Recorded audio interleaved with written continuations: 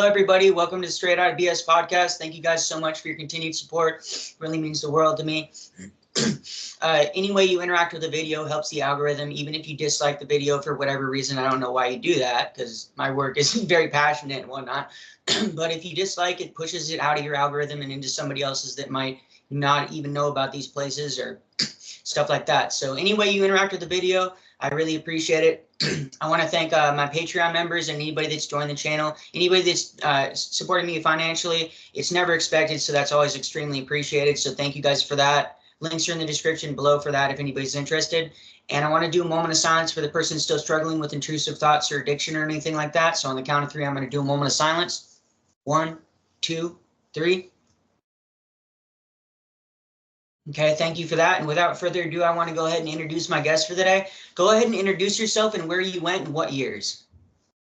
My name is Shannon King, and I was at Crosscreek Manor from 1994 to 1996. I was 15, turned 16, turned 17. Okay. Before me out. Okay. And walk us through your childhood a little bit and what led up to you being sent away. Well, so my dad pretty much traveled constantly, installing this publishing software that he had created. So needless to say, he was gone all the time. And my mom, unfortunately, had some unresolved trauma. So she spent a lot of time in bed or, very sad or upset. But, not really present. So, kind of raised myself on cable. And by the time I got to 9th grade, my parents had divorced at 13, at 13. And so my freshman year, my mom wasn't really paying attention. And I started doing a lot of like hallucinogens and stuff in high school. And I got arrested there for possession, consumption, and distribution of marijuana. And then, oh my gosh, sorry. So let's just do it like that. There we go. So, there was some trouble there, and I was getting in trouble, about women and stuff. I had a little girlfriend here, a little boyfriend here. So my mom was scared. She thought that, that in order to save my life, that this was the last, that this was her. She was saving my life, kind of thing. So lots of drugs, really no supervision whatsoever, and yeah. Okay. And did you get transported or did your parents bring you up there? Walk us through that, how that transport happened. Yeah, I was woken up out of bed and, kidnapped. Okay. right out of my bed. Car in the garage, my mom standing somewhere off in the distance, put in the car with, somebody on both sides of me holding me down like I can go anywhere in the car, and then put me on a little plane. And, next thing I know, I'm who the fuck knows, and I'm laying in a, getting naked and and then laying in a hallway. No idea where I am. Okay. Yeah. Do you remember them threatening you with handcuffs or handcuffing you at all during that transport? No, they didn't handcuff me, but both of them, I had someone on either side of me holding me by my wrist and by the leg. Okay. So, both wrists, both legs were held by both staff. So you were... Come here. Sorry. No, go ahead. Go ahead. Come here, little man.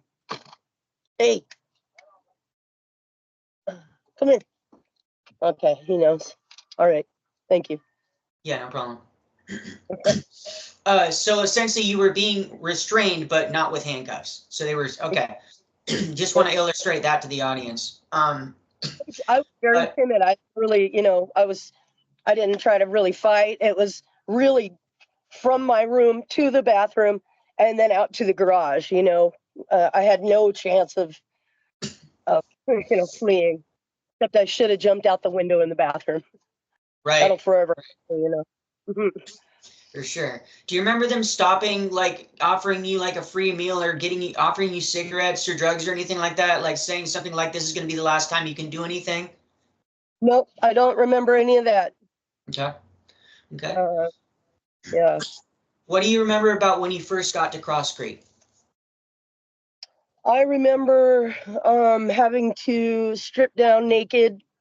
I remember, having a mattress set out for me in the hallway to sleep at night, at that first night or whatever. With there was like one other girl in the hallway on a mattress. I just remember it being dark and like the middle of the night, not knowing, all of a sudden I was just sleeping in my bed, and now I've been on a tiny little airplane and, and thrown in this hallway. I had no idea where I was.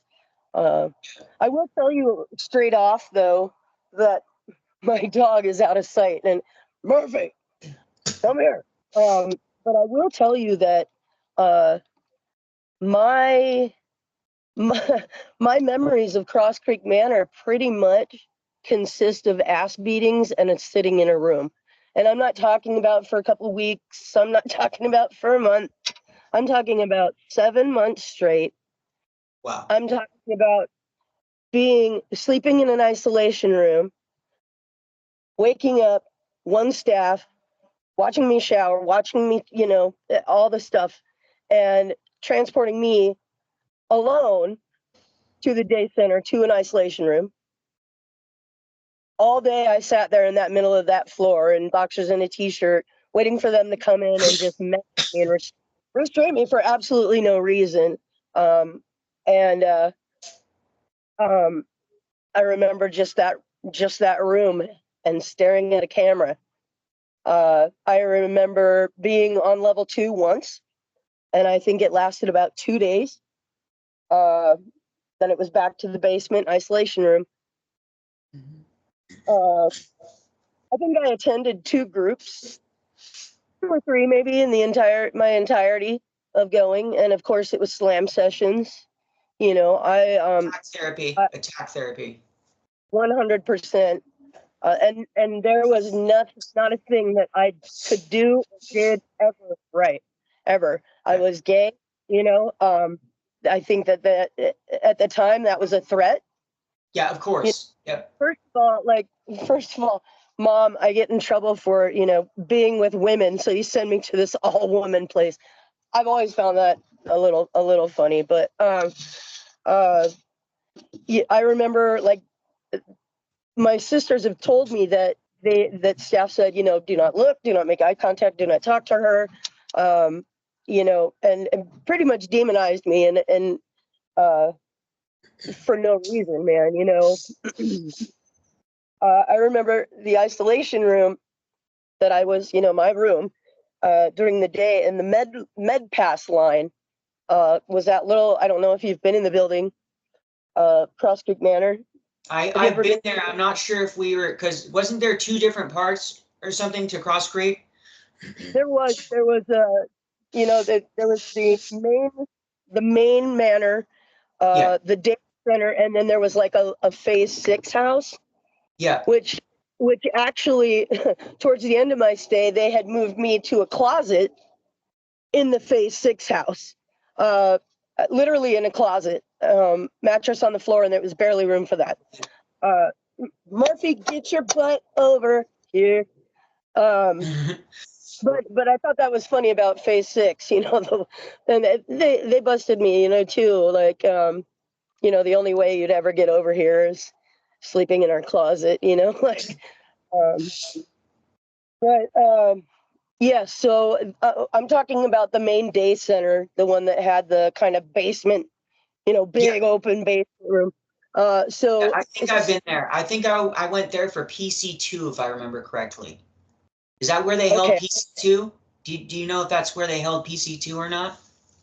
I'm not sure what PC is, but I do know that one of the there was definitely some kind of seminar that happened there, and Yeah, I yeah, think I went either 2 or even 3 times because I never made it through or whatever, even though I was traumatized and tortured, just like all of the rest of us, you know.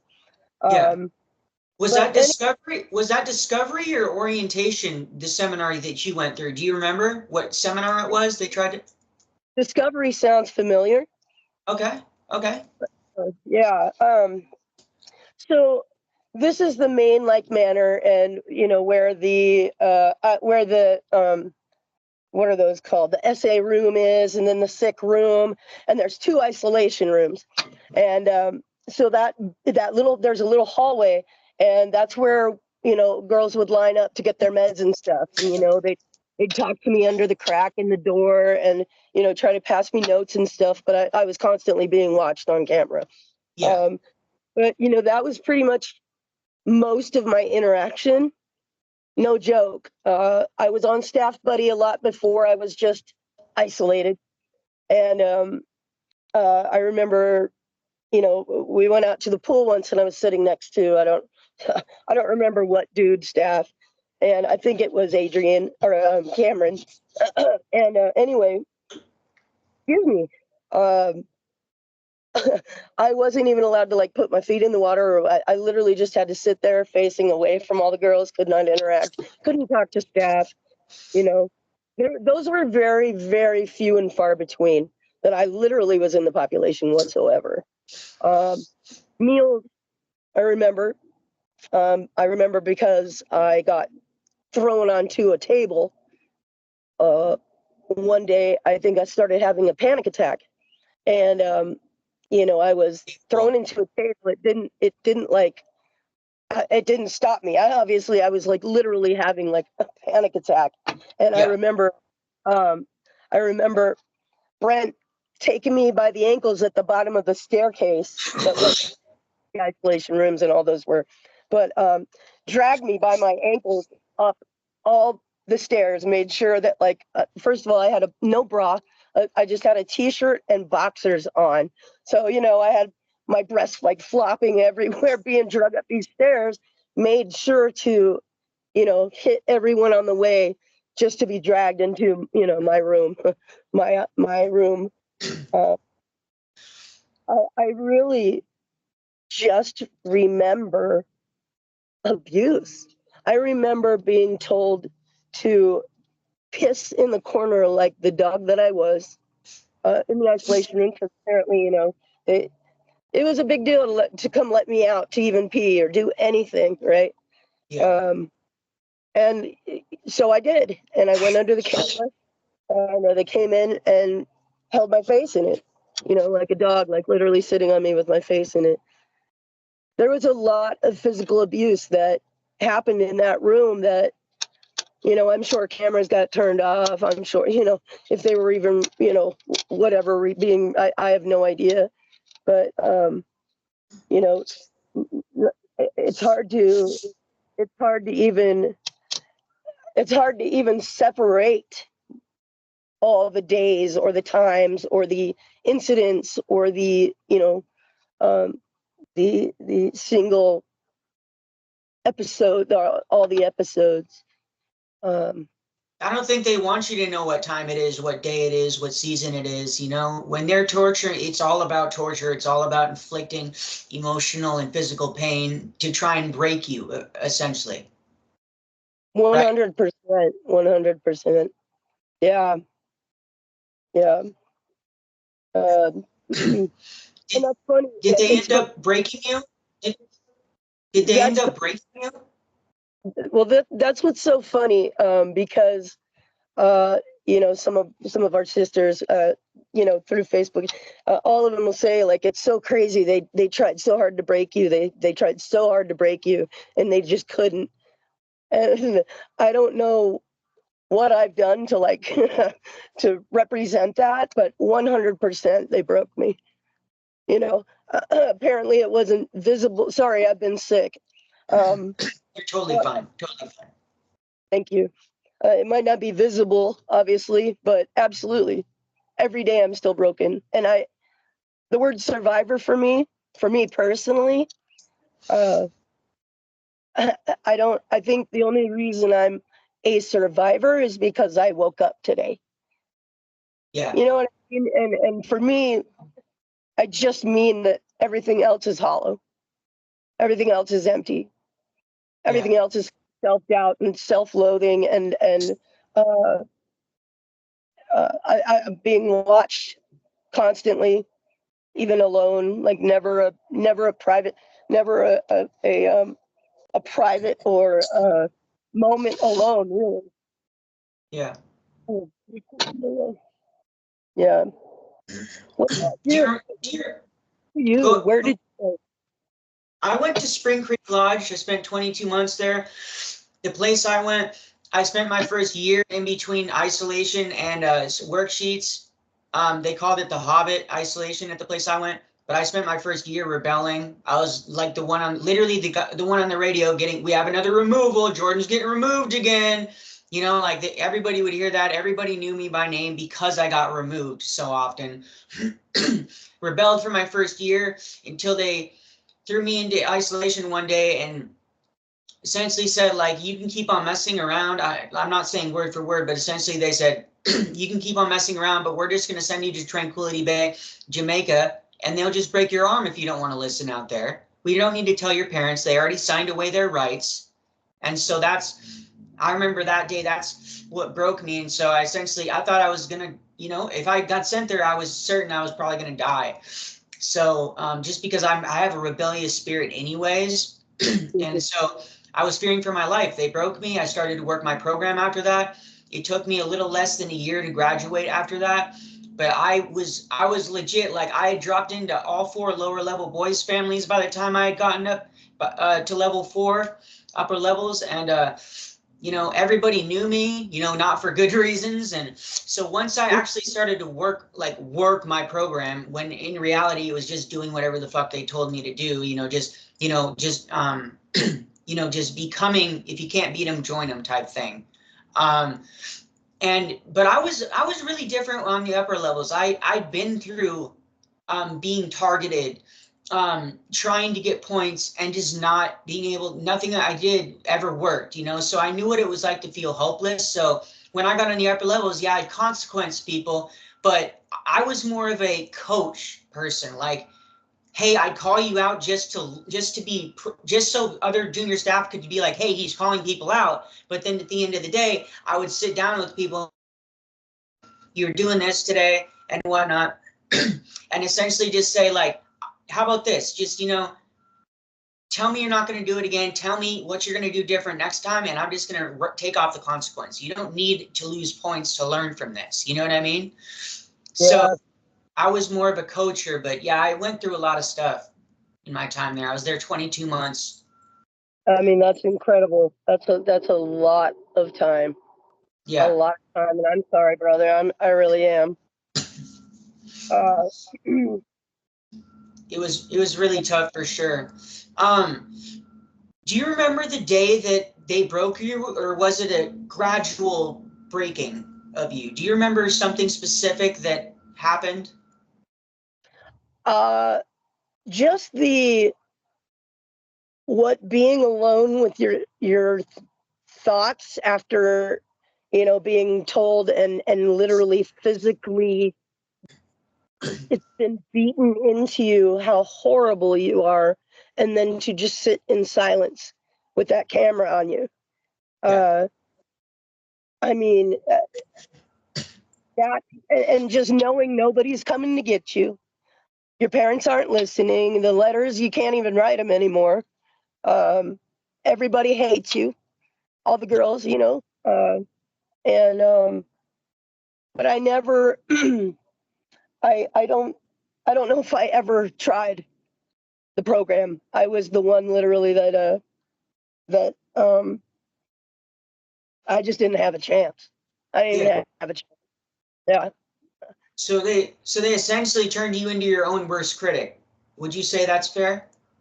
Oh, I'd say that's fair. Yes, I would say that's fair. I literally doubt and pretty much hate everything I do, which is funny because like I even put so much thought into like a choice of like, just for a crappy example, like I want to help somebody, okay, it looks like they need this, and I think long and hard about, well, how's it, you know, is it going to be weird, blah blah blah, and I'll make the choice and it's always the wrong one. You know Yeah. what I mean? So it's like I can't even win when I really fucking try and think hard about it. um my my my doggone dog is gone. Murder. Sorry. If you want to go find him real quick, you can do that, and then I can just cut out that portion if you want to go do that real quick, so you're not. Thank you. Yeah, no Give me. problem. Yep. Hey, Murphy, go back inside.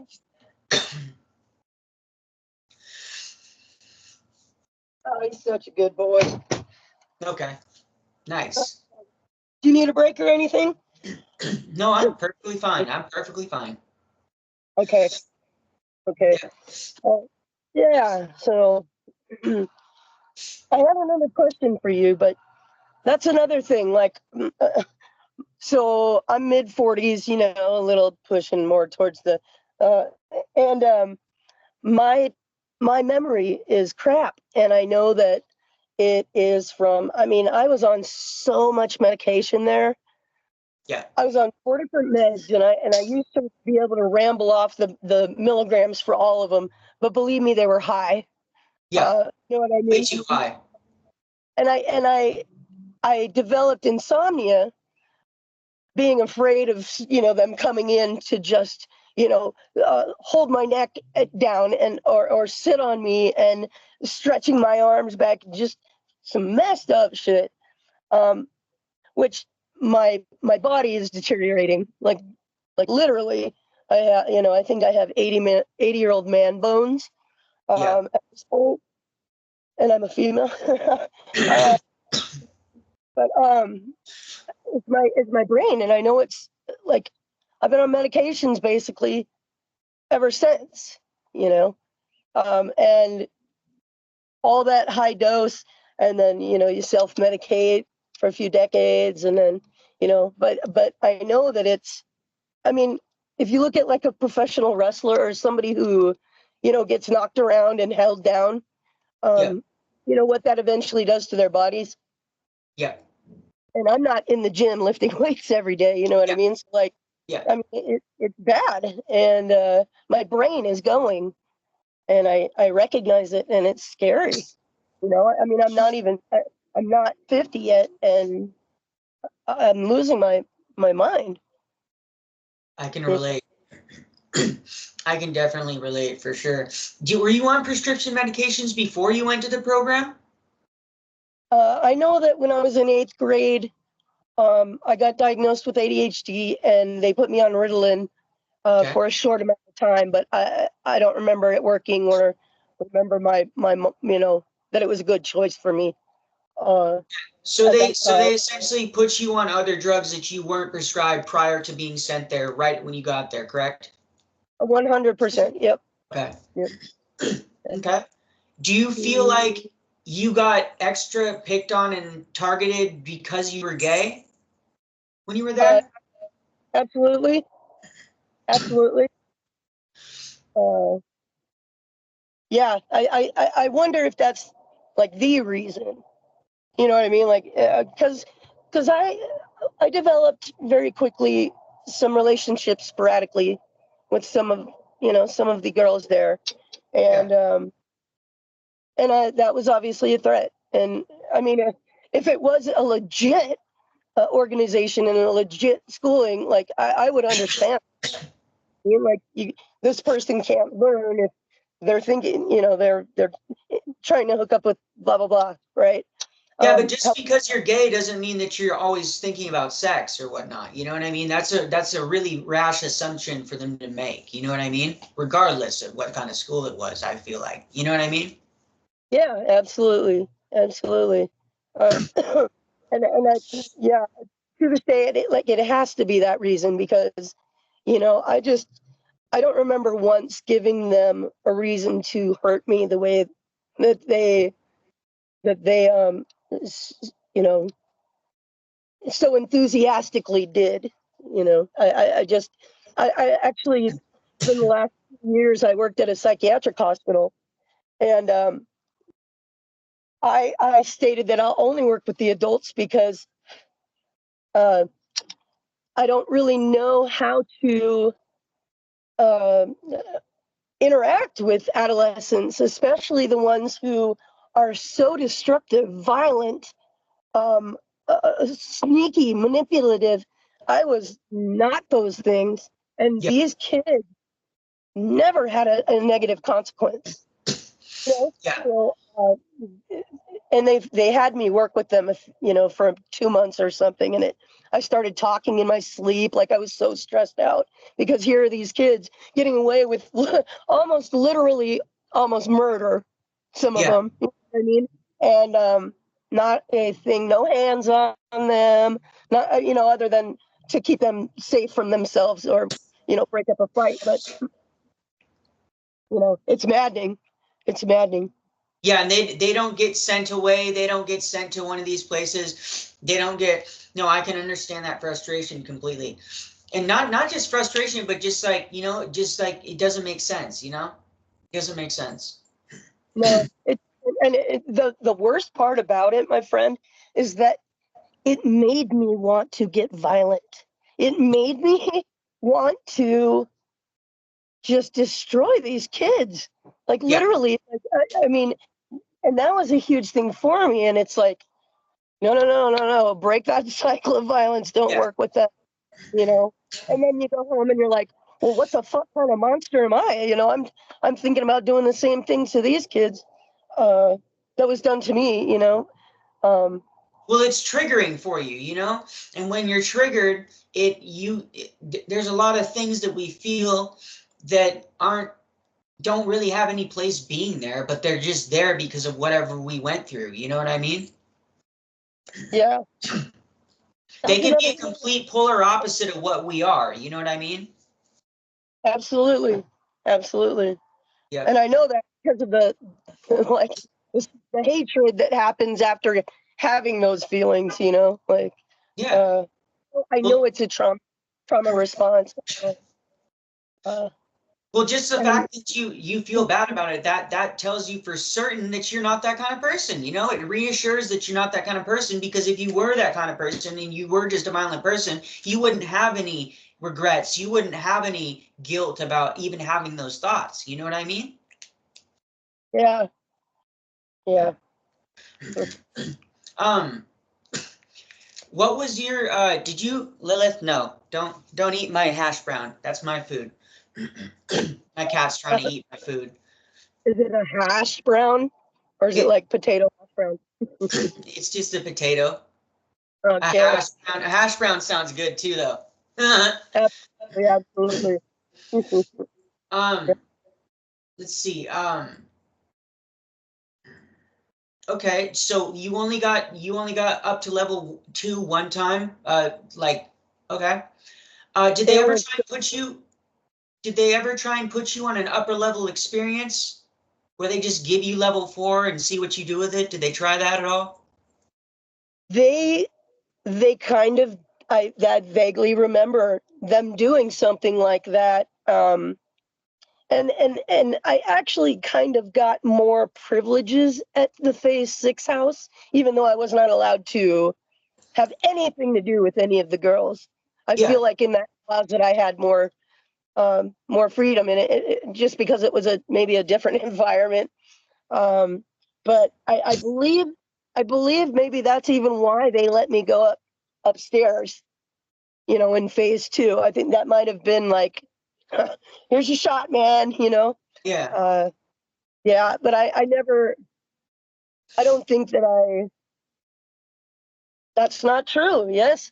Okay. So, because I remember a movie time with the girls, and it was later on, and I had some kind of an experience with a girl during a movie time and got caught. hmm, And I proceeded to lie about it. And yeah, she was honest, just like I should have been. Um, and that pretty much, uh, you know, that pretty much put me back in my room, and that's where I stayed. yeah. Yeah. Um, It was did a they privilege ever? to watch the movies with them or listen to those karaoke tapes, those same ones Yeah. over and over. And it was a privilege, but I probably had that about like 1/8 of my time there, and that's probably generous.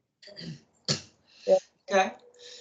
Did you ever get a phone call when you got there? Did they give you a phone call to your parents after a certain amount of time, or never got a phone call? Not once did I ever get to talk to my parents on the phone. Not Unbelievable. once. Nope, not once. Uh, for a while, like I said, I was able to write letters um, until my dad told me some of these things after I got out and over the years and stuff. But I, I was allowed to get their letters to me, but after a while, after telling them, what was going on and them calling the place and of course being manipulated themselves, that's when my pencil and paper rights were taken. I never got a phone call. Not once did I ever. I was told that I'd get a phone call once in a while, and then something happened, and I got taken down, and blah blah blah, and it never happened. Uh, my brother, I was allowed out once. Uh, Once my mom took me out because my brother was he was going out on a mission and he was leaving, so I went to the airport with my mom, and I remember we went to Cirque du Soleil. It was like this great thing, and there was, absolutely no talk. I don't remember talking about "please, mom, come home," other than maybe saying that once, Yeah. because I don't know if I lost faith or was just like I can't fuck it up by saying anything. You know what I mean? Like I'm just gonna be good with my mom, and then, um, you know, and then maybe. But other than that, I was not taken out other than going to the doctor. The doctor, that's another thing. So,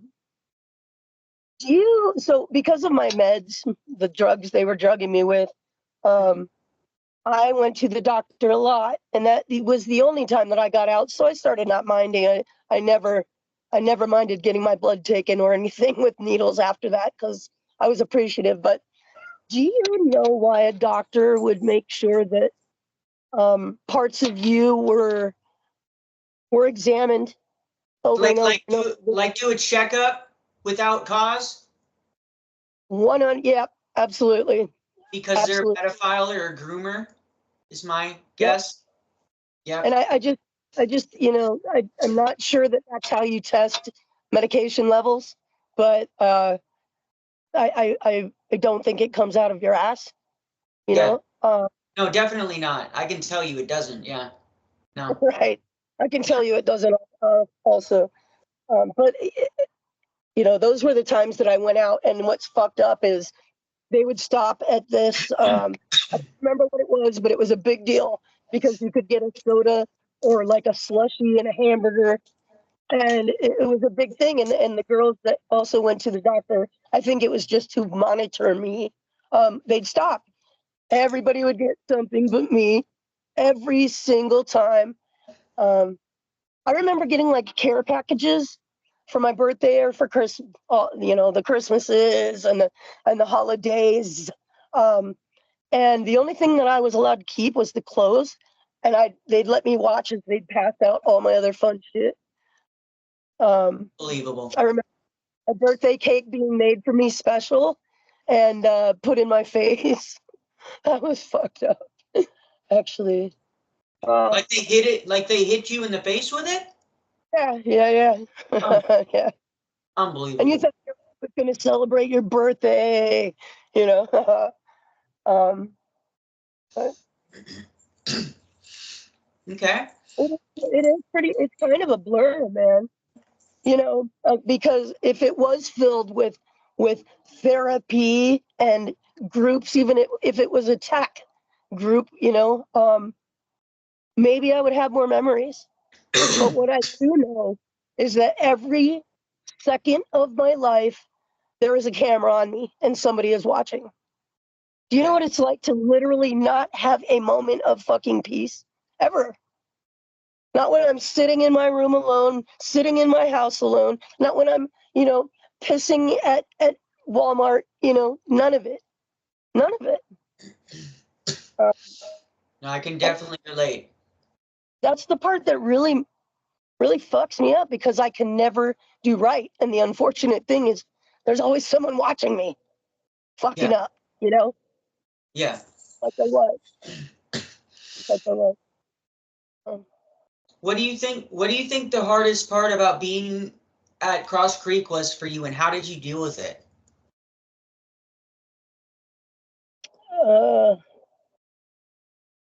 The hardest part was just literally being left to rot.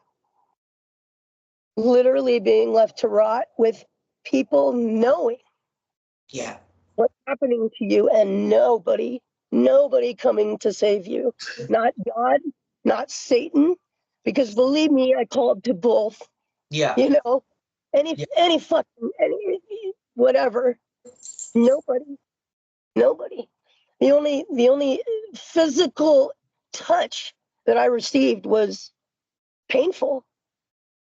And it was made to be painful by sadistic human beings. Do you feel, go ahead. No, go ahead, please. No. Finish your thought. I don't want you to. I've actually already forgotten. Okay. Do you feel like the staff got off on abusing children? Well, absolutely. Okay. There wasn't a lot of other abuse. So I didn't see it really. There were, 2 other girls or 3 other girls really that I remember, at least being in the next room, or, we did essays together in the essay room, which was silent, There were 2 that I recall right off the top of my head that received physical punishment as well. However, I mostly heard it from my isolation room with paper over the windows, and you know what I mean? Yeah. I absolutely know in the deepest part of my soul that they got off on hurting me. Okay. I mean, from sitting there on me for, 20, 30 minutes and just having their conversation like they were literally sitting at a park on a bench, that occasionally cried out in pain. Like literally just talking. Just talking. They loved it. They loved it. They smiled every time they came in. Every time. And I didn't give them reason to come in. Yeah. Absolutely. Don't you agree? I mean, don't you agree that don't you agree that they get off on that? They got off on it. That power, that control, that control over another person. That's exactly what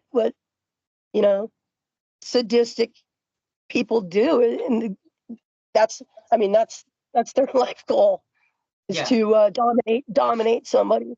And they weren't getting caught. They weren't getting in trouble. It didn't matter that I was bruised all over. Doesn't matter, that I was crying, thinking my shoulder was dislocated. It didn't matter, because nobody fucking cared. Nobody fucking cared. And if they did, nobody could help. And I know those girls loved me and felt bad for me and saw a lot of shit happen to me. And we all were fucked up. They fucked all of us, but these people, absolutely sadistic. And I think, they're on my kill list. We all have a kill list now, right? Yeah. And Allegedly. right. Allegedly. Yeah. I mean, I believe I wrote it down sometime. It's been gone, lost to time. I seem to recall. Yeah. But yeah, I wonder where they are now, if they're still alive. I recently found out that the one staff member who was kind to me just had a stroke. And I had always wanted to get a message to her because she was the only staff member that was kind to me and did not, I don't think she ever was involved in one of my takedowns. What made her like different than the other staff members? Like what would she do specifically or not do? Well, she would take me to the bathroom and hug me, like give me a quick hug when no one was looking, and tell me that I didn't deserve it, and tell me that I was a sweet child. Okay. You know, as brief as the moment we had, and it turned out that Steve, one of the main light guys, they didn't want her working with me. They didn't want her anywhere near me. Of course not. Because of that. And so recently I was able to get a message to her through another sister. And I think that was pretty cool. And I've always so admired her. And then within the last little bit, I just realized that it was just complacency. You know, as much as it might have hurt her to watch it, she did. She took it home every day and didn't say shit. Yeah. And maybe she stayed to make sure that I wasn't killed. You know, it's still complacent in my eyes though now. You know, like Yeah. if I was in her place, would I make a phone call to this person's parent? Because guaranteed I would have written down my phone number, you know, the phone number for her. Yeah. Or stopped her. working there, you know, or just stopped working there, you know. Exactly. You know, it's like, when do your ethics and integrity, you know, become less important than your paycheck? I've never understood that. No, I've never understood it either. Besides the doctor, was there any grooming or sexual abuse that you saw, witnessed, or heard about? Um, no, Okay. no, other than being, you know, I know that if somebody was on suicide watch, again, I'm thinking of these two other girls, uh, you know, in particular, but, you know, I was watched every time I showered for like the longest time. And I know suicide watch, they would be watched as well, but it would last a couple days. You know, mine was literally shower time was being naked and wet in front of these disgusting humans, you know. Yeah. No privacy. Um, I don't remember. I kind of think, or I wonder sometimes. You know, this was 94 to 96, and I know everything that's coming out and we're hearing about. Um, a lot of it is later 90s, early 2000s. You know, kind of within the last, you know, few decades and stuff. And I wonder how much abuse and sexual assault was going on prior to 94. And absolutely, there had to be some. I'm 100% sure that it didn't just start with Cross Creek Manor. Yeah. I don't remember a lot of what I would call grooming because I wasn't in the population. Like, literally, I wasn't, you know. Okay. Okay. um, what was the worst thing that you experienced or heard about when you were in Cross Creek?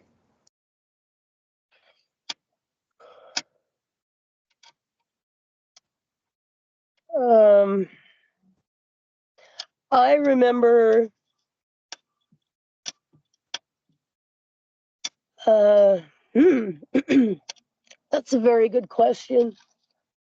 Uh, outside of myself, I know, I seem to recall a girl coming in and she had like beautiful dreadlocks and stuff. Uh, however, she had been homeless and things like that, and she had tried running away, and they brought her back and made her shave her head. And I just remember listening to her crying. I mean, they were long, and I heard her crying, and that was awful. I also know that I know that might not sound like much, but a woman's hair to a woman, you know, Especially dreads. Especially dreads. That's part of your identity. That's part of your religion in some places, you know? So 100%, absolutely. Um, I uh, I I think one of the most traumatic things, obviously, was the phase one seminar down in the big gym, whatever room. All of us just having to scream and cry and basically relive some of the most traumatic moments of our lives, trying to forgive other people and take the blame, kind of thing.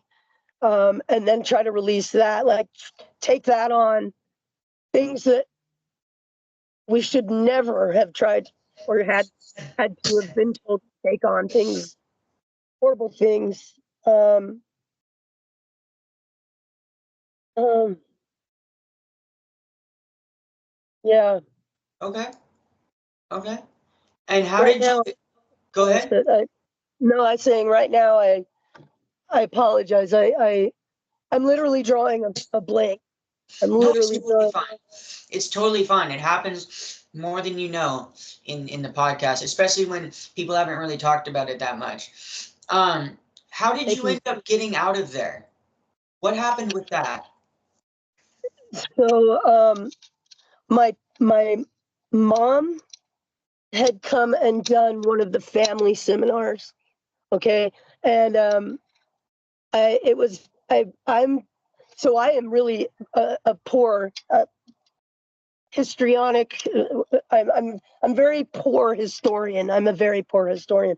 So I don't remember like what months, the month that I left, you know what I mean, or the month that I got taken out. But it was, I have the feel that it was like a few months before my 18th birthday, and I think that with no change in my behavior, literally, I just sat in a room. Still, I was never, oh, your daughter started, she's progressing. She just hit level 2, level 3. None of that ever happened.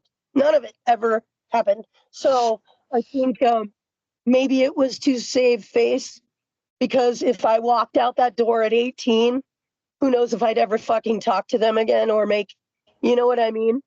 Yeah. Um, and uh, I'm just, we've tried to. I've heard also through other, podcasts and um, documentaries or whatever, the amount of money Yeah. that our parents paid out to these people, and I, I think between those two things, I mean, I'm coming up on, you know, third birthday, and I think that in order to maintain any kind of relationship, uh, they took me out. But I'll tell you this, I had no idea. Nobody knew. Not one person knew. I literally got taken out of my isolation room, taken to the manor, into a little tiny office or room or whatever. And there was my stepmom, my dad, and they were writing me a program. They were there to take me home. I had no idea. I didn't get to say goodbye to one single person. Yeah. I didn't get to say goodbye to anybody prior to my kidnapping, and I didn't get to say goodbye to anybody that had tried so hard to like carry my soul with a song in their medline and shit like that. You know what I mean? Like what the fuck? What just happened? I think it was to maybe maintain a relationship with their daughter. You know, don't Did you wonder they that? try and Wonder set you that? up with a life? Yeah, yeah. Once you're there for sure. Um, did they try and set you up with a life contract before you went home? Do you remember that? Yes, that was what happened in that little room. Okay. Yep, it was a home contract. Yeah, yeah, Okay. yep. How long did that last after you got home, or did it? Um, it so uh, I think I was brainwashed for a bit. So I did exactly what my mom said. I didn't get to see friends. Nobody even knew that I had come back. So it lasted, I'd give it a few months. And then my mom, gently let me hang out with my best friend that, that was, she's still to this day my best friend. Shout out, Myra. uh, Thank you. Really, she's gonna love that. But and then slowly, again, at this point, my mom had gotten help, so she was actually in a better headspace, and she had gotten a job. She had never had to work, but she had got, growing up or any time, but she had gotten a job, and so once again, I'm left unsupervised, which you know, I turned out fine. You know, so it wasn't long. My parents, my mom, she was really, we weren't grounded. I grew up with a brother. We weren't grounded. I wasn't. There really wasn't, because things weren't really discussed. Things weren't really, there was never, there just wasn't talk of like big things, Yeah. not sex, not drugs, none of that. It was very quiet, hush family. But yeah, I just got off track again, bro. I'm sorry. No, you're totally fine. You're doing great. You're doing great. Thank you. How do you like my background? I like it. Nice? I like it. What about now? That's the cool part. Yeah. Yeah. Nice. Hi. Okay. Did you get into any heavy, hard drugs after you got out of the program? Oh yeah, I got back into hard drugs. So my freshman year, the year that I was expelled and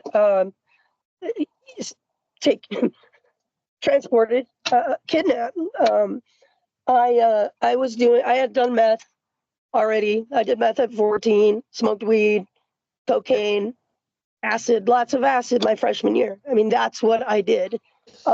So it was more like a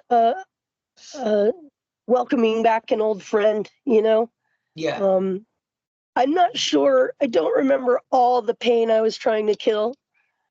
I thought I was just gregarious, and I thought my freshman year was like my funnest time ever. It was great, Yeah. But I absolutely got back into drugs. Okay. I don't remember how soon after, other than I know when I started hanging out with my best friend again, immediately I picked weed back up. To this day, I smoke. Yeah. You know what I mean? Yeah. But I did, over the years, I spent, 20 something years off and on doing hardcore drugs again. I've been clean going on 12 years. I don't really call myself an addict. I think I could, you know, um, I'll just say I've always been chemical friendly. Yeah. However, I know what it does to me and who I become when I was losing myself in it. You know what I mean? When the Yeah. drugs started to me. Uh, but absolutely, yes. So my whole life was either medications, like pharmaceuticals, or street drugs. Yeah. No, And basically anything that anybody came out with new, I don't care. I wanted it. I wanted to try it. I'm brave. That's what I thought. It totally killed my body and my mind. yeah. No, But I can. afterwards, you only learn that afterwards. You never think it's going to be you. And now Yeah. I'm literally telling you that I'm watching. My brain is disintegrating more and more. No, I can relate. I was on prescription since pretty much the age of 5. Started with Ritalin, then Adderall, then Concerta, then Strattera for my ADHD. And when I got out of the program, before the program, I was just experimenting with weed and drinking a little alcohol here and there, smoking cigarettes. And then after I got in the program, I learned about how bomb all the drugs were. So when I got out, there was a bunch of emotions. Like I was pissed at my parents for sending me there. I thought they took away my teenage years. I was indoctrinated into these drugs are awesome. You need to at least try them once. And I was, I wanted to mask pain above all, so I got into meth and heroin. I did that for over a decade. Statistically, I should not be here. Like, if you were trying and quantify the chances of me being alive with the amount of drugs I was using and how self-destructive I was back then, I shouldn't be here. I really shouldn't be here. But the fact that I have been clean for over 3.5 years. I'm on methadone, working on tapering off of that, but I'm doing it at my own pace and not letting anybody tell me you need to do it like this way, because it's only going to work if I do it my way, and I know myself best. So I'm doing it at my own pace. I smoke weed, and whoever wants to say that I'm not sober because of that, go fuck yourself. I don't care. You have your own opinions, but this is called my version of harm reduction, okay? This is what works for me, and that's all that matters.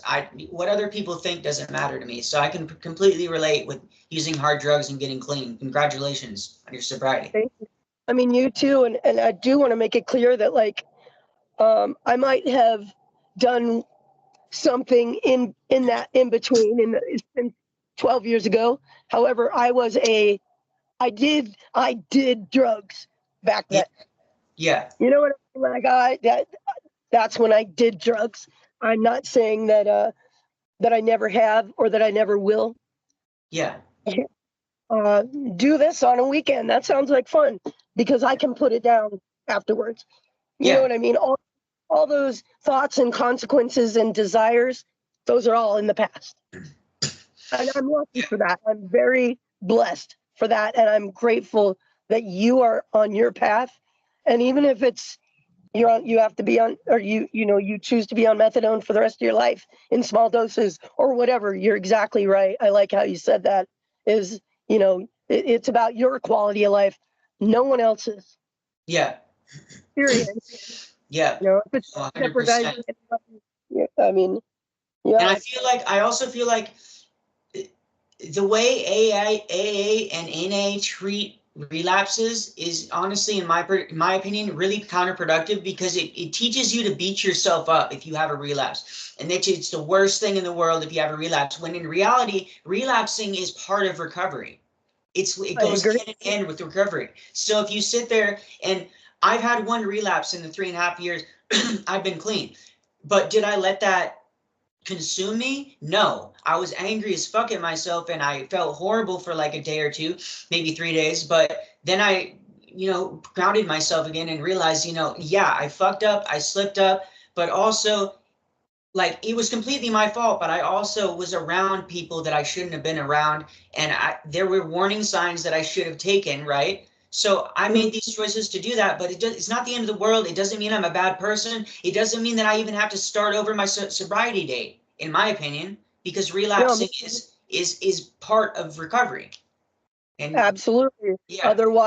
Otherwise, we wouldn't have places like drug and alcohol rehabs, because it might take me 8 times before I'm, decide to, go without. Might take this guy 1,000 times. It's very specific, but it's funny that that you mentioned AA and NA, because God, I could go off on them for the longest time. Hypocrites. I'm with you. I don't remember the dates that I, had a weekend or did this over. 12 years, that's a long time, right? But I don't, it's not a pin in my cushion. I don't care. I don't have a problem. Yeah. You know what I mean? The only unproductive thing in my life is this, Yeah. I'm sick. Like, I've never been well since CrossCreek. And I don't know what that even looks like. I thought I did. And then it all got taken away, and and of course I'm talking about a woman. Yeah. The best, most healthy thing in my life, I guess it was like dangled in front of me, other than that, like, I have no idea what I have no idea. I will never be a real person. I have no idea who that was supposed to be. Yeah. And I don't think none of us do. None of us do. And we don't have that, you know, that was taken from all of us.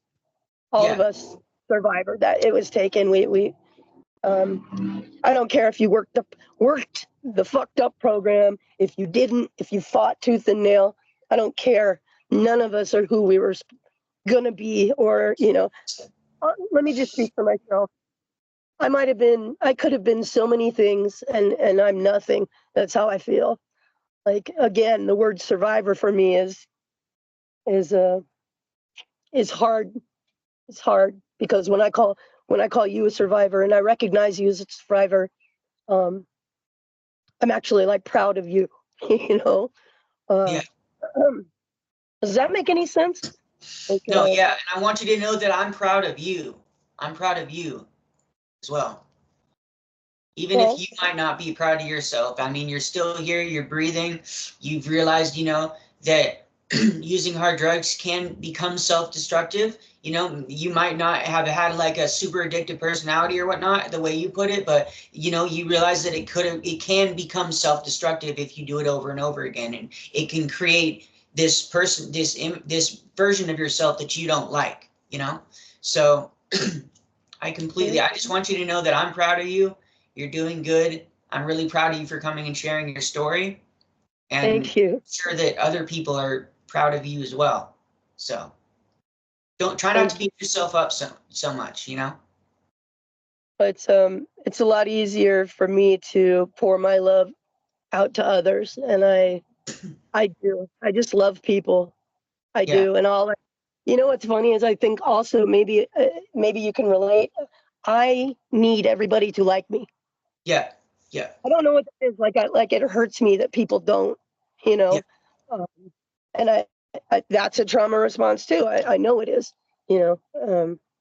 But I do want to uh, take you back for a second when you said, I very much have an addictive personality. yeah, I just, yeah, absolutely. I've been very lucky when I've decided that this shit's no good for me anymore. I yeah, don't want, I mean, I did drugs for decades. You know what I mean? I've just been, it was, when I was done, I was done. yeah. It was easier for you to say no and put the brakes on than probably a lot of other people. Yeah, like I worked in a detox. I worked in a psych hospital with Yeah, addicts. I never went to a rehab or a detox. I did go to psych hospitals, but rehab was never what I needed, or never. I never. Yeah, yeah. I'm not. Maybe I did need it, but it's never anything I did. You know. yeah. Uh, The luckily, real till change. that. Yeah. Sorry. No, No, no, I no. was lucky. Yeah.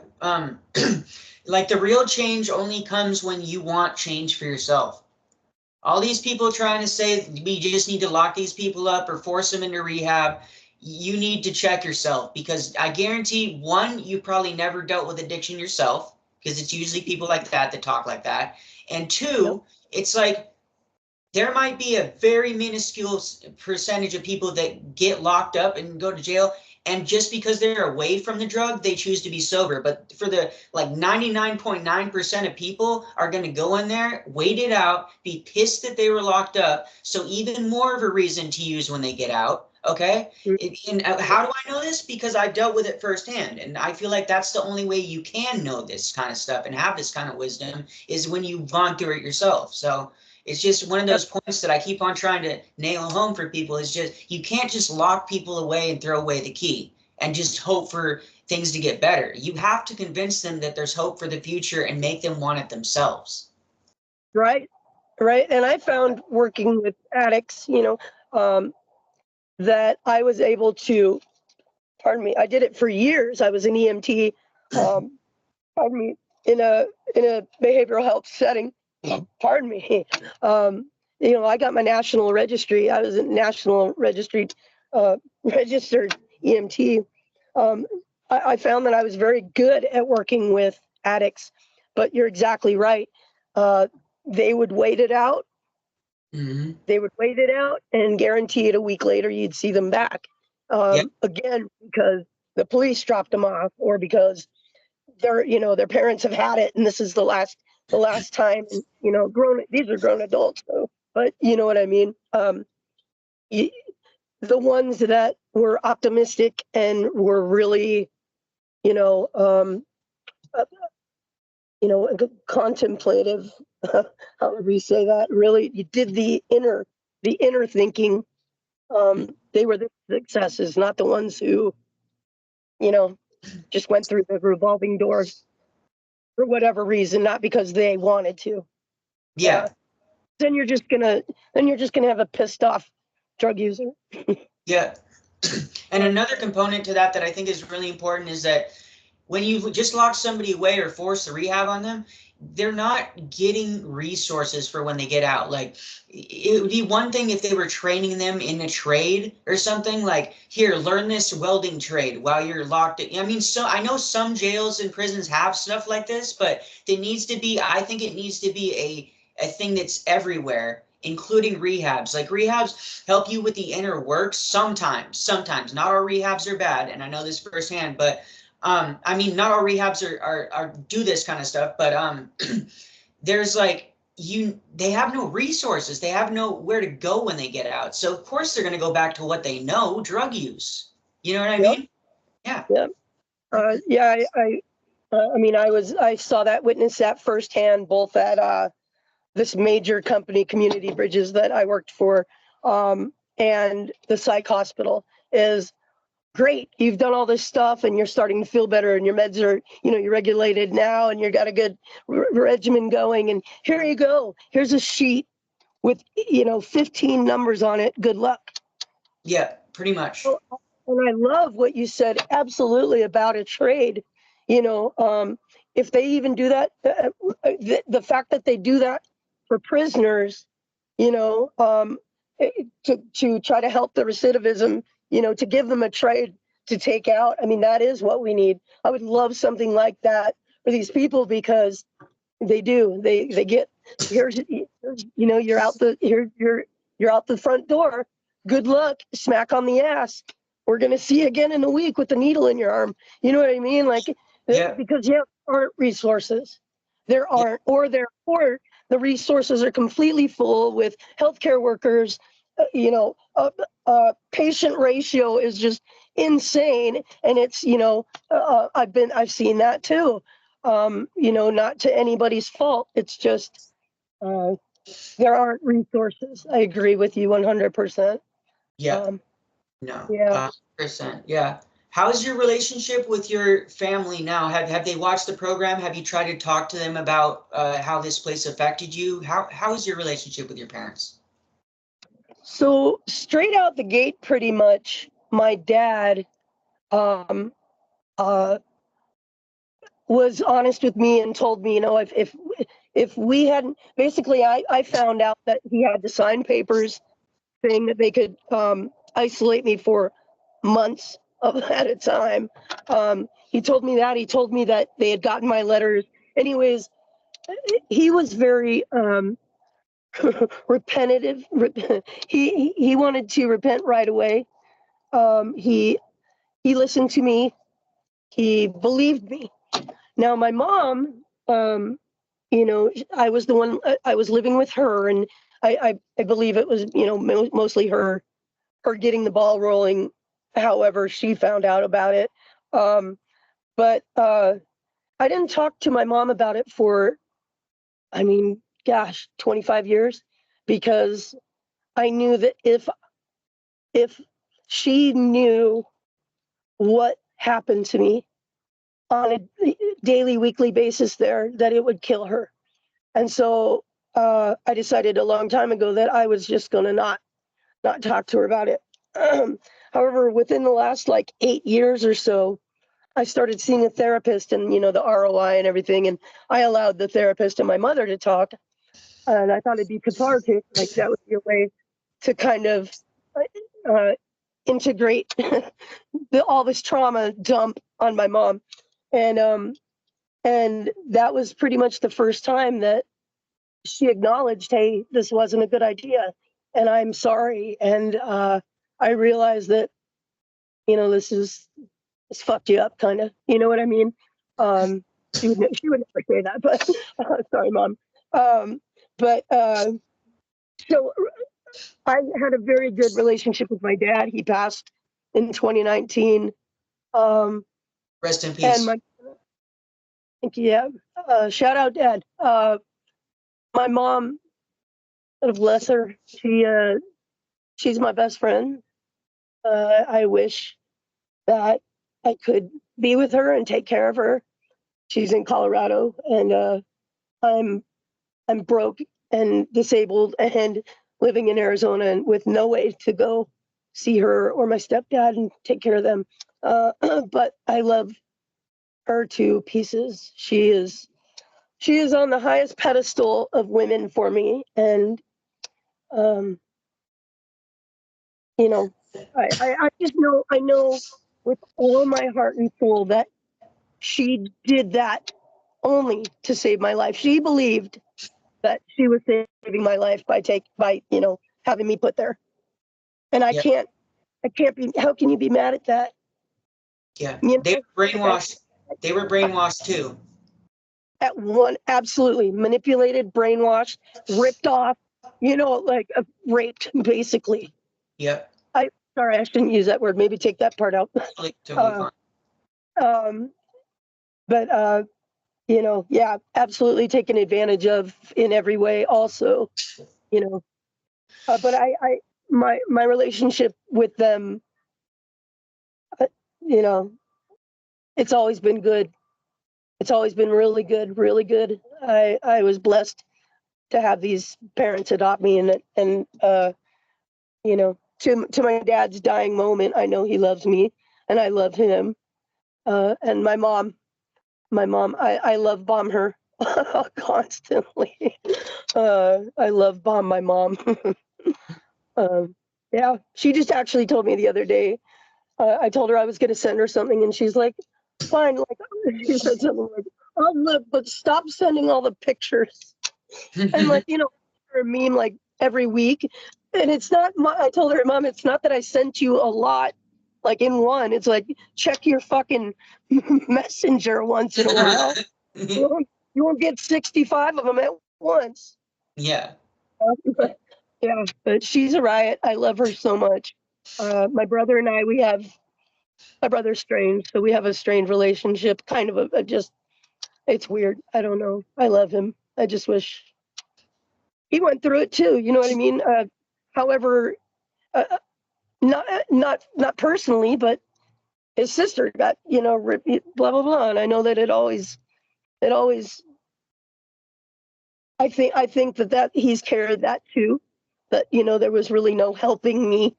And I grew up in an LDS family, so there were strains there in wanting to be around me, and then of course me doing drugs all those years and him trying to have a family, and but my relation to answer your question, my relationship with my family is sound, and I have forgiven, and I have understood and tried to understand and accept and empathize, and the fact that I know that had they really known what was going on, they would have yanked my ass out of there as fast as I was yanked into it.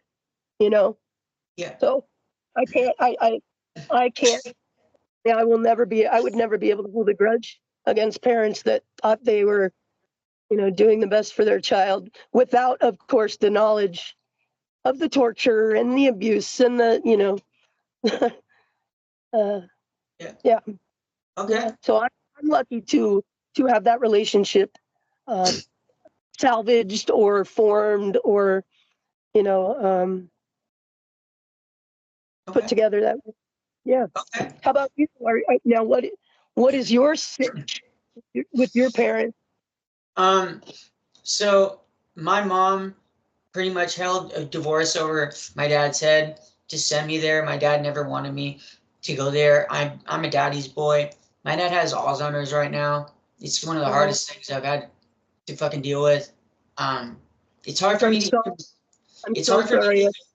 Yeah, it's hard for me to even be around him. Not because I want to be around him. I really do, but it's the degradation of his mind he's one of the smartest people that I know. He's one of the wisest people that I know. And just like, he saved my life so many times. And so my mom held divorce over my dad's head, and lo and behold, they ended up getting a divorce right before I was going to graduate from the program. They came up there for a visit and told me essentially, congratulations on graduating, but we're getting a divorce after like 25 years. They were married, after telling me my entire life I'd never have to worry about that, and then we'd always be a solid family unit. So they got divorced. My dad, like I said, he has Alzheimer's. I love my dad to death. He makes me really sad because almost every time I see him, it's like a repetitive question in his mind. He's like, Jordan, did Spring Creek mess you up, or did it help you? And just because I can't I can't just like tell him, Dad, it was the worst thing, like I was tortured and all this stuff, because I don't want to put that on him, you know what I mean? He never wanted me to be there in the first place. And so I tell him, it was really fucked up and it sucked, but I did learn some things from it. And so that's what I tell him. And my mom, she, for years, she was like, she thought it was a really good thing that happened to me. And then when the program came out, she actually reached out to me, and when she found out that the program had come out, and she's like, hey, can I watch this with you? I'd love to watch this with you. And I was just like, it really was heartwarming that she sent a message to me saying, hey, I want to watch this with you, and I want to know what you went through. And so we watched it together. And ever since then, she saw what I was doing with the podcast, and she looked me in the eyes and she said, I want you to know I'm really, really proud of you. Like, you're giving a voice to people that have been through it, like survivors. Like, not only did you go through tons of stuff, like with the drug addiction, with the boarding school, with all the trauma I had in my childhood, including being adopted. It's just she's just like, I'm just really proud of you. And my dad told me he was proud of me too. So I have a good relationship with my parents overall. It's good. I was really mad. I was infuriated with my mom for years, and it came out in a lot of different ways, especially when I was drug using. There was a couple times I called her and just said some of the most fucked up shit that you'd never want to say to a mother. I was angry. I was on drugs. I was pissed that I'd been sent away. I was pissed that I never came out the same way that I was before I went in there. Like, I was outgoing. I was extremely outgoing. I was a people person before I went in there. Went through there, and now I'm like completely withdrawn into my shell. Like, I barely leave my house. And so, like, it's just frustrating. I can't hold a job. I'm on disability. Just being around people, even just like being around people in general that I don't know, I don't trust them. I don't want people anywhere near me. Like, I need to keep everybody at arm's length. And like, even the people that I'm like close to, like, you can only get so close to me before I start pushing back, because I can only let people get so close because I'm so afraid of like being hurt, or like, because I know when I get hurt, I take it so intensely that it becomes extremely self-destructive for me. So I just keep my distance with a lot of people. And I think that that's another reason why I do this podcast so often, is because this way I can really help people, but I don't have to be like right there with them. You know what I mean? If that makes sense. Not that I wouldn't, like, survivors, I'm totally okay with being around, but just this way I can give back to the community and not have to be around like a whole group of people. You know what I mean? Unless I'm choosing to. You know what I mean? Sure, absolutely. Yeah. Yeah, I actually, during all my drugs and binging and getting loaded, I got in a lot of fights. I started a lot of fights because I thought that I like hated everybody. And for a while I did, but then you realize, well, shit, I really just kind of hate myself. Um, and when I figured that out, like, I realized that I really, really, same with you, like, I just want to help people. And I do want to um, send you love, because I know how hard Alzheimer's and dementia is. Not from my own family, but I have worked assisted living and memory care as a med tech, and to It's so sad. And the degenerate, it's just, it's a horrible, horrible illness. And I'm so sorry that you have to watch your father go through it. Not just it's got to be different with your own dad, you know. And I my heart goes out to you and him, Yeah. and anybody, you know, that anybody that is experiencing that, because it is so sad. And you know, it to have to repeat yourself. Not only are you having to relive it, you know, but when you think about them, like the memories that they do keep are usually long, you know, um, older memories. You know, that you can't really make new, you know, short term things. But you know, the fact that he's asking about that, my heart goes out to you. My heart goes out to you. Thank you. I really appreciate it. Yeah, I think the most frustrating part about it for me is that I'm a people a people pleaser, and I want to help people. I want to fix things. Like, I'm an empath at heart, so like the fact that I cannot do anything to help him is just devastating to me. Like, there's nothing you can do about this disease yet, you know? So like, it's just, I think that's the most frustrating thing, because like if I could help him, I would do everything and beyond that I could do, you know? I just do anything, and I can't. And he's helped me so many times. He's given me a place to live when I didn't have anywhere to go. Like, he had hope in me when everybody else had cut me off. Like, I mean, my dad's really special to me, so it's definitely hard.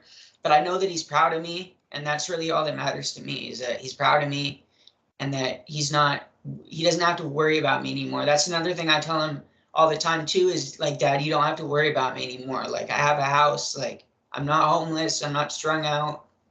I love you, like, I'm here. Like, if you need any help, I'm here. And just know that I'm okay. And like, that helped him a lot to know that I'm okay. Because he used to stay up at night and just worrying about if I was going to show up, if he was going to have to come to my funeral, if he was going to have to see me in jail. Oh, yeah, yeah. Yeah. So thank you so much for that. I really appreciate it.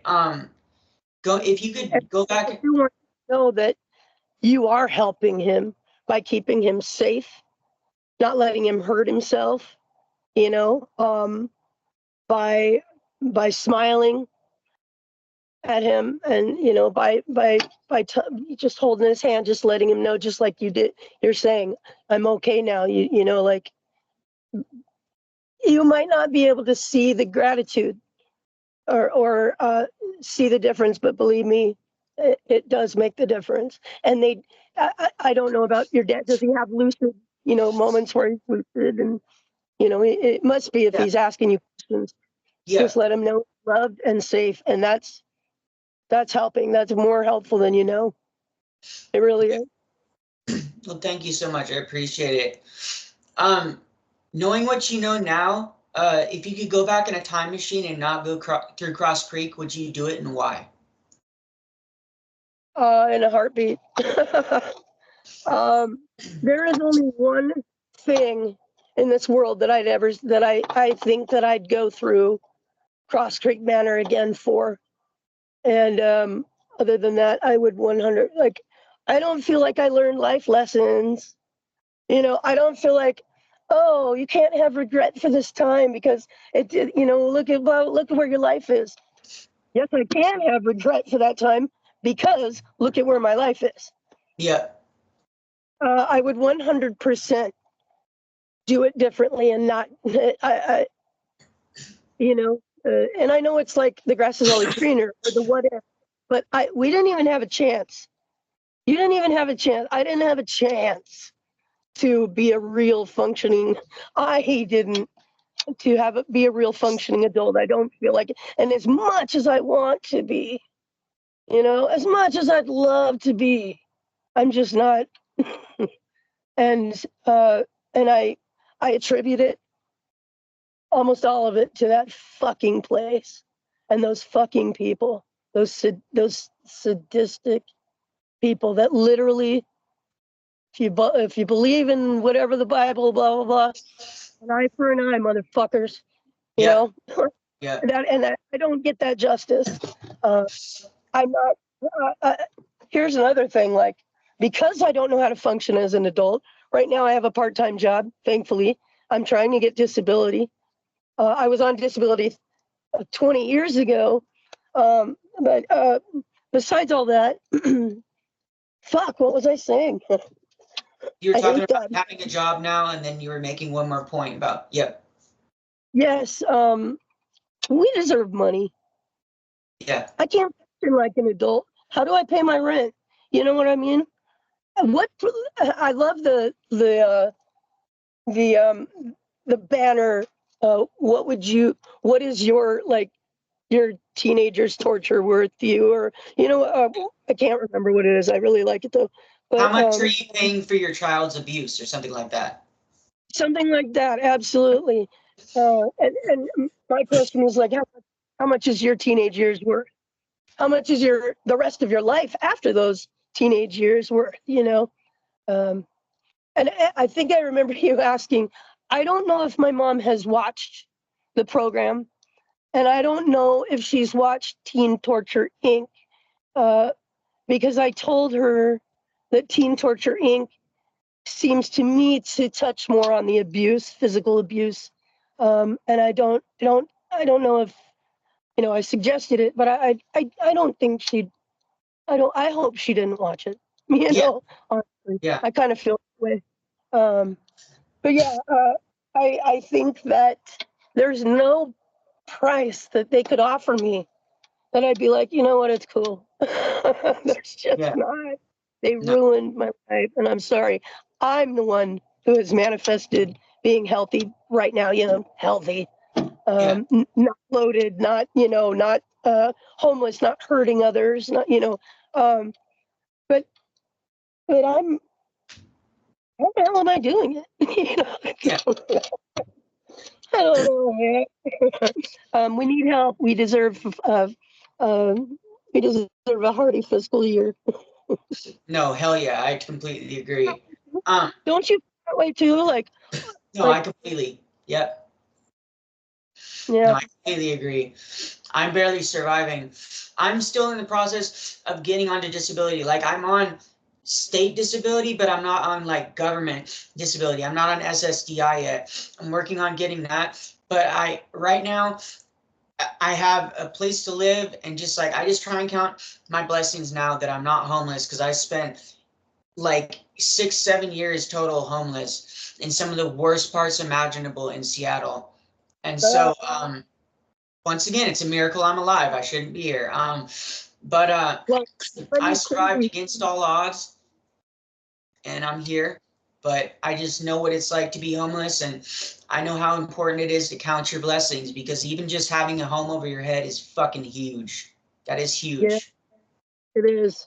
And I have my little, I got my dog and my cat and I'm their emotional support human. And that means all the world to me. But I know you're in Seattle, and you just said that you were on the streets in some of the worst parts. And you know, that's solid that you made it, because I'm a huge grunge fan, and we all know there's so many lives lost there. But I do also want to um, speak out and give my cousin a shout out. He died within this last year, overdosed in Seattle by himself. So I like shout outs. Shout out, Mike.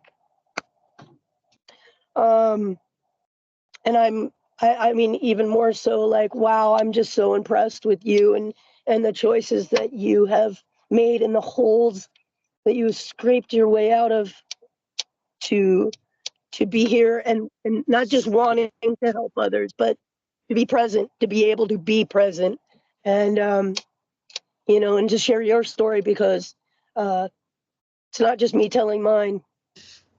You know, Yeah. it's you receiving it and telling yours. You know, and that's pretty cool. Yeah. And you wouldn't be able to do that if you just hit up. So congratulations. Well, thank you so much. I appreciate it. And congratulations to you too. I have a couple more questions for you. What do you think you needed instead of being sent away? What do you think would have helped you looking back at it? I've asked myself that question before. I think my family dynamic was so off kilter the entire life that like I'm not gonna say counseling because I was in counseling. I'm not gonna say medication because I was I did that. I don't know if saying, well, if mommy and daddy were home and we got to, do family home evening every Monday and, read the scriptures every night. Well, actually, we did that, but I honestly don't know. Maybe if I got left the fuck alone, um, I was doing drugs. I do acknowledge that I was doing hardcore drugs. I was doing LSD 2-3 times a week. Okay. But that wasn't really hurting anybody. I loved life at that time. I didn't, I just, that's such a good question because the things uh, that were supposed to be there, other than, the things that were supposed to be there, the piano lessons, the therapy, the blah, blah, blah, were there. The parents weren't ever. So it's like, I don't know if mommy and daddy, blah, blah, blah. I don't know what could have helped. Okay. And that's the truth. Maybe that's another reason I just, I just can't be mad anymore, Yeah. I don't, because she really did feel like that last resort. I don't know. Maybe if I got left alone, I'd be fine. What do you think? What about you? What was it that just ultimately drove your parents to say, you know what, no more? Like, we got to get him out of here, I was just a very defiant kid. I understand the frustration my parents probably went through raising me. I was diagnosed, like I said, at 5 with ADHD. I was just bouncing off the walls, always had energy, never fit in school. Everybody thought I was weird because I had all this excess energy. The girls thought I was weird. I used to chase girls around on the playground, stuff like that. I think for me, when I was raped at 7, and my parents took it seriously, but literally the investigation consisted of this. The cops came in, asked the person that did it to me, who's my babysitter, did you do this to him? No. Asked his sister, has he ever done anything like this to you? No. Okay, I guess he didn't do it then. And because it was 3 years after it had happened, because when it happened to me, I was 7 years old. I didn't know if this was just a rite of passage that every kid went through. I didn't know, to me, I thought maybe every kid goes through this. Maybe, every kid experiences this. So by the time I realized what had happened to me, I remember the night perfectly. I was in the car with my mom and I was talking to her and I said, hey mom, is it normal for this to happen? She's like, absolutely not. She stopped the car and she said, did that happen to you? When did this happen? And I told her, and then the police got involved and asked 2 questions and then they just concluded the case. And obviously there's no forensic DNA because it's 3 years later. And I think that, among a bunch of other traumas, my parents were there for me, but I just wanted them to almost protect me, just take hold of me and be like, no, fuck that. We're going to make sure he's prosecuted. I will protect you. Nobody's ever going to do this to you again. And just be super reassuring with that. But then also just to realize in high school that I was literally experimenting. That's what I was doing. I wasn't planning. My entire life, my dad was a chemist major. He told me this is why you don't do this drug. This is why you don't do that drug. This is the chemical makeup of it. This is what it does to your body from a chemist's point of view. He had me watch Requiem for a Dream when I was 10 years old. And so stuff like that, I was deterred away from drugs so much that I probably just would have stopped at just occasionally drinking and smoking weed had I not been sent away. So I think just letting me be a teenager and just protecting me more than they did. I think would have helped me. And maybe like some family counseling. There was some family tension that happened. There was a lot of arguments and yelling and screaming that happened in the household when I was growing up. So maybe if that hadn't happened, but I don't know for sure. Like, I can't really definitively point to any one thing, but I think it would have been a combination of a bunch of things for me personally. I definitely think that had my mom gotten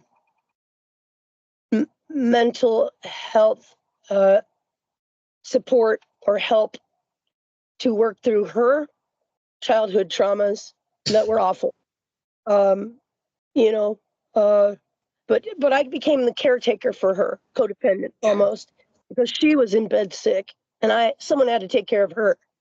Someone had to take, I had to take, because my dad was gone, and my brother, they didn't get along or whatever. Really, my brother and I didn't. But so I took care of her. But definitely, had she felt better, life could have been different. Or I assume, or if my dad, spent more than 2 weekend days out of the month at home, again. But yeah, maybe we just needed to be teenagers. Yeah. And for my Mormon family who had never experienced any of this, it freaked them out. Yeah. Like, Mom, I'm just doing a little acid. I'm just having a little bit of sex with women. Uh, but yeah, I like how you said that, because yeah, maybe I just need to be a teenager, and now I don't even know what that is. You know what I mean? Yeah. So definitely don't know what being an adult is, because those formative years of ours consisted of fists. Yep. Yep. Unfortunately. Okay, I got two more questions for you. Were you ever forced to admit to anything that you hadn't done in the program, like forced to admit to a rape that didn't happen, or forced to admit that somebody beat you and it didn't happen? Did that happen to you? My brother has brought this up before, where so I think that I was forced to compartmentalize something that had happened to me as a child with one of my aunt in Washington's neighbors, growing up, kind of had some at a very young age. Anyways, uh, I think from what my brothers told me, that I was made to say that he, uh, choreographed, or whatever, and I think he's carried that with him forever. And so yes, and everything else, but like the things that they were telling me, I mean, I had done. Okay. Okay. However, I know that is one of their tactics. I don't remember having to make up anything. Okay. Okay. And is there anything else you want people to know about your experience, or anything that you might tell a parent thinking about sending their kid to a place like this? Yes, that I've been called the poster child for abuse at Cross Creek Manor. And you might not think that it's going to be your kid, and it might not be. Maybe your kid's going to be the one that watches it happen to another kid, but it's happening, and it's going to continue happening. You need to know what these places are about and who's working them. Maybe if that is last resort, make sure that you can visit. Not just be able to have a conversation on the phone. They need to be investigated before you decide to put anybody anywhere. There's family therapy. There's other ways. These places are murderers of children. Murderers. Yeah. No, I completely agree. Well, thank you so much for coming on the show. I want to extend an invitation to you if you ever want to do a part two. A lot of people do. A lot of times things come up that they forgot, or things just come up to the top forefront of their mind after these interviews. Or if you just want to do a follow-up interview, maybe we could do another episode on like just addiction and getting back into recovery, or whatever you want to talk about. So just want you to know that my platform is always open. If you want to do a follow-up or if you just want to talk, whatever you need, I'm always here. I love that, Jordan, man. Thank you. Thank you. I appreciate your time, and I appreciate who you are and who you've become. Thank you so much. And if you've watched so far in the video, please make sure you give the video a thumbs up, leave a comment down below. I'd love to meet you. And if you want to share your story, we can always coordinate that and just interact with the videos, and we will catch you on the next one. Bye, y'all.